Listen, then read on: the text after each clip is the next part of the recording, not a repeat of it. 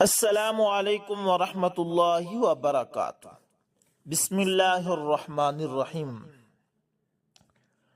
دوستو، راجہ وجہت ابراہیم جو کہ کینیڈا کے شہر ہیلی فیکس میں رہتے ہیں اور پاکستان میں پنجاب کے شہر سرگودا کی تحصیل شاہپور سے تعلق رکھتے ہیں، وہ بتاتے ہیں کہ جب میں کینیڈا آیا تھا تو میرے پاس سر چھپانے کی جگہ نہیں تھی۔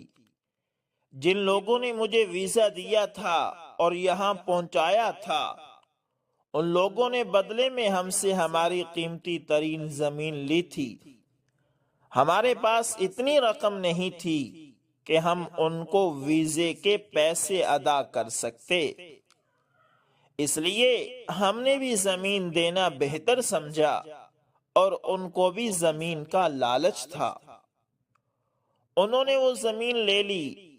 یہاں لا کر انہوں نے ایئرپورٹ سے مجھے باہر نکالا اور کہا کہ اس سے آگے تم اپنے ذمہ دار خود ہو، ہماری بات یہاں تک فائنل تھی۔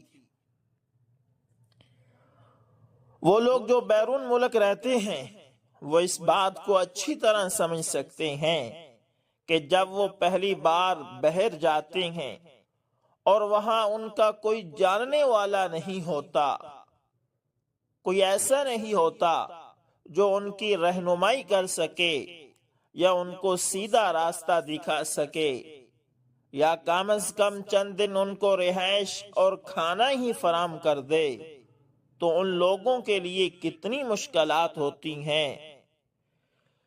اس سب کے باوجود میں نے ان لوگوں کا شکریہ ادا کیا جو مجھے یہاں تک لائے تھے، اور پھر وہیں سڑک کنارے بیٹھ گیا۔ مجھے بیٹھے بیٹھے شام ہو گئی، سورج غروب ہو گیا۔ اس دوران وہاں سے ایک ہندوستانی پنجابی ٹرک ڈرائیور گزرا اور اس نے کچھ دیر سستانے کے لیے ٹرک سڑک کے کنارے پارک کر دیا۔ ٹرک روکنے سے پہلے وہ مجھے دیکھ چکا تھا۔ وہ اتر کر میرے پاس آیا اور مجھ سے پوچھا کہ میں یہاں کیوں بیٹھا ہوں، تو میں نے اس کو اپنی ساری حالت بیان کر دی۔ اس نے مجھے سہارا دیا، تسلی دی اور مجھے اپنے ساتھ گاڑی میں بٹھا لیا۔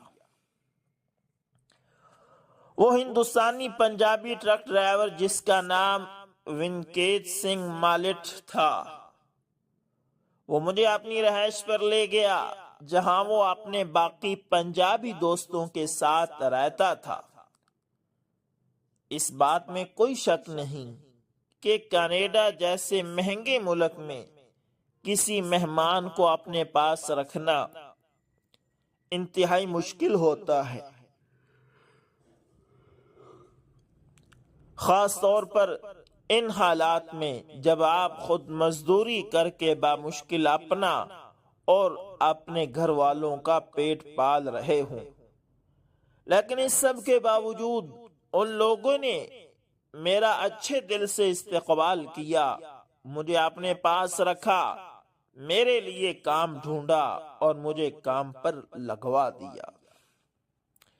خیر، اس دوران مجھ پر یہ وقت آیا کہ میں ایک دفعہ کام سے گھر واپس آ رہا تھا۔ میری جیب میں ایک پیسہ بھی نہیں تھا۔ مجھے شدید بھوک لگی ہوئی تھی۔ میرے ساتھیوں میں سے 2 لوگ اپنے گھر چھٹی جا چکے تھے اور باقی کے 2 ٹرک ڈرائیور کہیں دور ٹرک کا لوڈ لے کر گئے ہوئے تھے۔ میں بھوک سے نڈھال تھا اور میری جیب میں ایک پیسہ تک نہیں تھا، یہاں تک کہ اچانک میں نے دیکھا ایک کینیڈین شہری جو وہاں کا مقامی تھا، وہ اپنے گھر سے نکل رہا تھا۔ میں اسے جانتا تک نہیں تھا، لیکن پھر بھی میں اس کے پاس چلا گیا، اس کے سامنے جا کر ہاتھ پھیلایا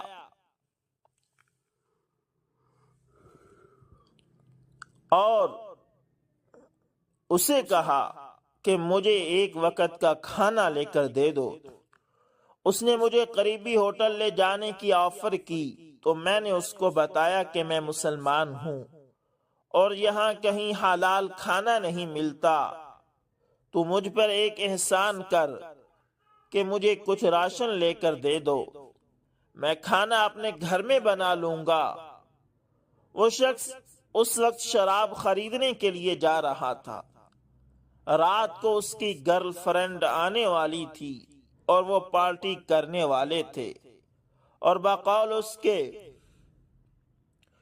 اس کے پاس وہی رقم تھی جس سے اس نے شراب خریدنی تھی، اور کوئی پیسہ نہیں تھا، مگر اس نے وہ سارے پیسے مجھے دے دیے اور کہا کہ ان پیسوں سے میں راشن خرید لوں۔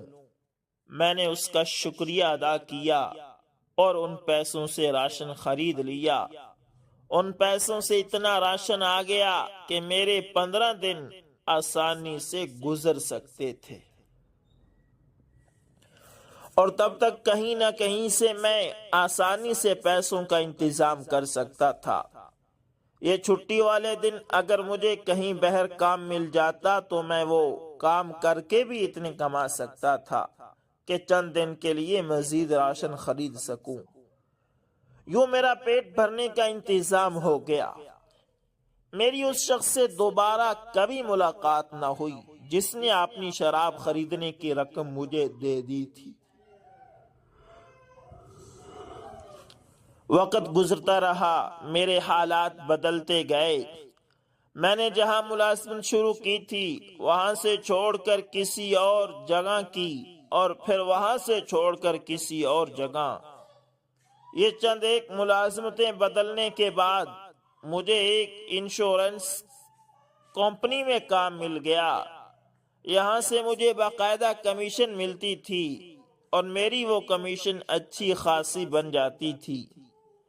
اب میرے پاس اتنی رقم جمع ہو گئی تھی کہ اگر مجھے میرا کوئی ایماندار حصے دار شراکت دار مل جاتا تو اس کے ساتھ مل کر میں وہاں اپنا کوئی کام بنا سکتا تھا۔ میں نے کوئی ایسا ایماندار شخص ڈھونڈنے کی کوشش تیز کر دی۔ اسی دوران میں جس انشورنس کمپنی میں کام کرتا تھا، اس کمپنی میں کام کرنے والے میرے ایک کولیگ نے بتایا کہ اس کا کوئی دوست ہے اور وہ ایک گاڑی خریدنا چاہتا ہے۔ یہاں گاڑی سے مراد ایک لوڈڈ ٹرک جو میرے سابقہ روم میٹ چلایا کرتے تھے، مگر اس کے پاس اتنا سرمایہ نہیں ہے کہ وہ اکیلا وہ گاڑی خرید سکے۔ اگر تم چاہتے ہو تو میں تمہاری اس کے ساتھ ڈیل کروا دیتا ہوں۔ میں تمہاری طرف سے اس کا ضامن بنتا ہوں اور اس کی طرف سے تمہارا ضامن بنتا ہوں۔ میں نے اپنے اس کولیگ کی بات مان لی اور اس شخص سے ملاقات کے لیے وقت مانگ لیا۔ ہمارا وقت متعین ہو گیا، اور جب میں اپنے اس کولیگ کے ساتھ اپنے کاروباری شراکت دار دوست کو ملنے گیا تو میں حیران رہ گیا کہ وہ کوئی اور شخص نہیں بلکہ وہی شخص تھا جس نے کسی وقت میں اپنی شراب کی رقم مجھے دے دی تھی اور خود پارٹی نہیں کی تھی۔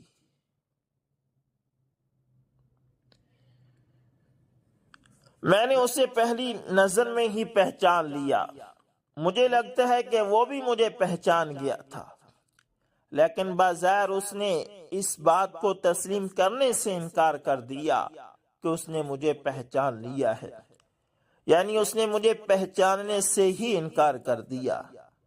پھر جب میں نے اس کو یاد دلایا کہ ایسے ایسے تم نے میری مدد کی تھی، تو پھر اس نے کہا کہ ہاں مجھے یاد آ گیا۔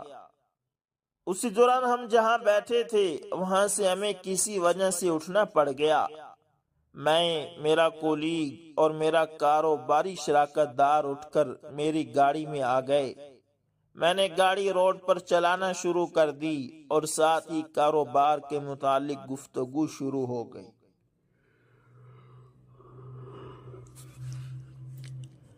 میری گاڑی کے اندر قرآن پاک کا ایک نسخہ پڑا ہوا تھا جس پر انگلش میں ترجمہ لکھا ہوا تھا۔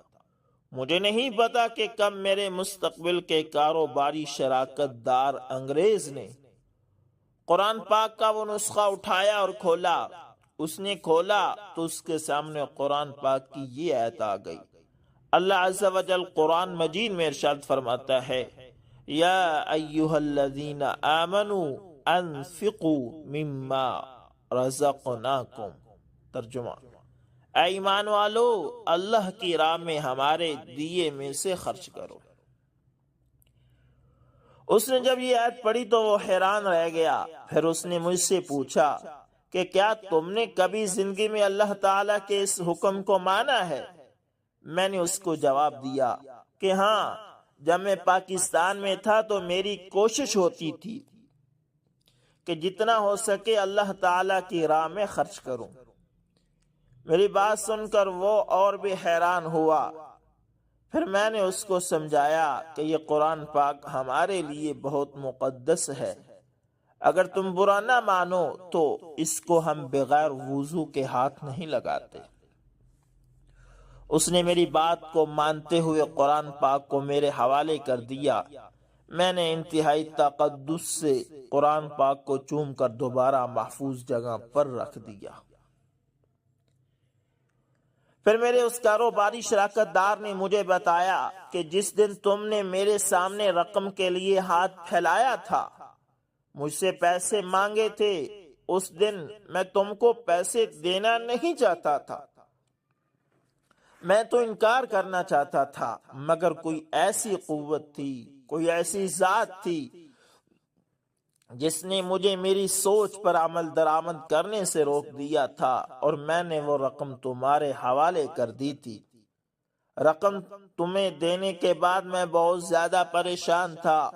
میرا دل چاہتا تھا کہ میں تم کو روکوں، تم کو روک کر وہ رقم تم سے واپس لے لوں، کیونکہ اس وقت اس رقم کی مجھے بہت ضرورت تھی. اس رقم سے مجھے شراب خریدنی تھی. اگر میں شراب نہ خریدتا تو میری محبوبہ مجھ سے ناراض ہو جاتی، اور میں تمہاری خاطر اپنی محبوبہ کو کیسے ناراض کر سکتا تھا. مگر اپنی خواہش کے باوجود میں تم کو روک نہیں پایا، تم سے وہ رقم واپس نہیں لے پایا، اور نہ ہی تم کو وہ رقم دینے سے خود کو باز رکھ سکا. میں تمہیں پیچھے سے کھڑے ہو کر دیکھتا رہا اور سوچتا رہا کہ ایسے کون سی چیز ہے جو مجھے میری ہی سوچ اور ارادے پر عمل نہیں کرنے دے رہی، لیکن میں اپنے سوال کا جواب نہیں ڈھونڈ سکا. خیر، رات کو میری محبوبہ میرے گھر آئی تو وہ میری پسند کی شراب خرید کر لیتی آئی. ہم نے شراب پی، خوب لطف اٹھایا، یہاں تک کہ جب میری محبوبہ واپس جانے لگی تو اس نے کچھ رقم میرے حوالے کی. وہ رقم مجھے اگلے 1 مہینے تک شراب خریدنے کے لیے کافی تھی. میری محبوبہ نے جو کچھ میرے ساتھ کیا تھا وہ سب کچھ اس کے سابقہ رویے کے بالکل الٹ تھا. جب میری محبوبہ نے میرے ہاتھ میں رقم تھمائی تو میں نے اس سے پوچھا تھا کہ تم یہ سب کچھ کیوں کر رہی ہو؟ تو اس نے مجھے کہا تھا کہ مجھے خود نہیں پتا، مجھے خود عجیب لگ رہا ہے، لیکن میرا دل کر رہا ہے یہ سب کچھ کرنے کو، تو میں کر رہی ہوں. جب میں نے اس کے منہ سے یہ الفاظ سنے تو مجھے اور بھی حیرت ہوئی کہ یہ کیا ہو رہا ہے. نہ میرا خود پہ اختیار ہے، نہ میری محبوبہ کا خود پہ اختیار ہے. ہم لوگ کیا کر رہے ہیں؟ خیر، وہ وقت بھی گزر گیا، لیکن آج جب میں نے یہ آیت پڑھی اور پھر تم سے پوچھا کہ کیا کبھی تم نے اللہ کے اس حکم کو تسلیم کیا ہے، تم نے بتایا کہ ہاں، تو تب مجھے لگا کہ شاید تمہارے وہ اعمال ہی تھے جنہوں نے ہم لوگوں کو اتنا مجبور کر دیا کہ ہم لوگوں نے تمہاری مدد کی. یعنی تم نے اللہ تعالیٰ کے حکم پر اللہ تعالیٰ کی راہ میں رقم خرچ کی. تو آج جب تم مجبور تھے، بے سہارا تھے، تمہیں کوئی امید نظر نہیں آ رہی تھی، تب اللہ نے مجھ جیسے انسان کو تمہارے لیے وسیلہ بنا دیا جو تم کو جانتا تک نہیں تھا. اور اس سے بھی بڑی حیرت کی بات یہ دیکھو کہ آج ہم دونوں ایک کاروباری معاہدہ کر رہے ہیں، ایک ایسا معاہدہ جس کے بارے میں کم از کم میں نے کبھی زندگی میں نہیں سوچا تھا کہ میں اتنا کامیاب ہو جاؤں گا، اور شاید جب تم نئے آئے تھے تو تم بھی ایسے ہی حالات سے گزر رہے تھے۔ یقیناً یہ جو کچھ بھی ہمارے ساتھ ہو رہا ہے، یہ سب کچھ بھی ہماری انہی نیکیوں کا صلہ مل رہا ہے۔ میرے کاروباری شراکت دار کی بات ختم ہوئی تو میں نے اس کی ہاں میں ہاں ملائی اور اس کو بتایا کہ ہاں، اس بات میں کوئی شک نہیں کہ ہم جس مقام پر کھڑے ہیں یہ سب کچھ فقط ہماری محنت کے بل بوتے پہ نہیں ہے، بلکہ اس میں ہماری نیکیوں اور اچھائیوں کا صلہ شامل ہے۔ میری اس بات کی تائید میں میرے اس کولیگ نے بھی تائید کرتے ہوئے کہا جو ہم دونوں کا معاہدہ کروانے والا تھا۔ میں اپنی اس کہانی میں یہ بتانا چاہتا ہوں دوستو کہ جو لوگ اللہ تعالیٰ کی راہ میں خرچ کرتے ہیں ان لوگوں کے پاس وہ سب کچھ لوٹ کر ضرور آتا ہے، پھر بھلے وہ مسلمان ہو یا کافر ہو، اس بات سے کوئی فرق نہیں پڑتا۔ تو دوستو امید کرتا ہوں ویڈیو اچھی لگی ہوگی، پسند آئے تو لائک شیئر کمنٹ لازمی کریں۔ ملتے ہیں کسی نیکسٹ اچھی سی ویڈیو کے اندر، تب تک کے لیے اللہ حافظ، جزاکم اللہ خیر۔